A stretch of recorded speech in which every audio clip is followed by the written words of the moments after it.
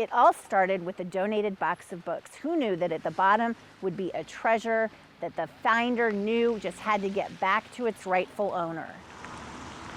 Our story starts in Girdwood with a book lover, a rummage sale, and a deal too good to pass up. So I saw this box of books just sitting there on the floor, and I thought, oh, that looks interesting. It was like $5. Interesting indeed, because buried beneath everything else was the kind of treasure people just don't discard. We got it home, and I started going through it, and then at the bottom of it, I picked up this, it's a Bible. And I opened it up, and it's a family Bible. At the time, Steve Gorell asked if anyone knew who it belonged to. They didn't, so he shelved it, saving the detective work for another day.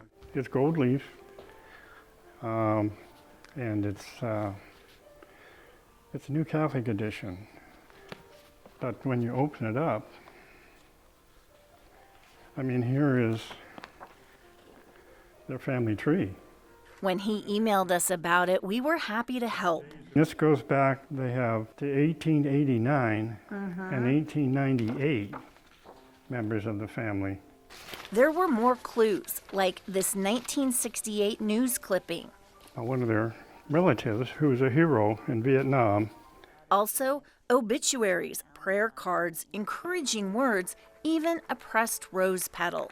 This last entry from a marriage in New York, it ended up on your bookshelf. There's probably a lot of life in between, I imagine. Yeah, but how, and I'm curious about how it ended up in Girdwood. And then, ended up in just a box of books.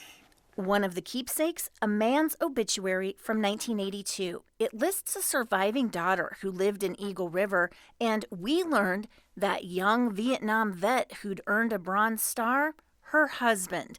They'd made a home in Alaska raising 2 boys until Alan Lee Johnson died in a plane crash in 1988, leaving behind his wife, Judith Ash Johnson, and sons Shane and Eric. We eventually found Johnson through the guest house she now operates in Girdwood, incredibly located exactly 1 mile from Gorell's home. Johnson didn't want to go on camera, so the Bible's return to her remains a private moment.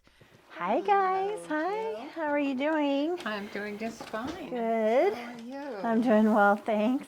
We went back to the Gorells to see how it went. Very excited about it, and she said, this has been missing for a long time.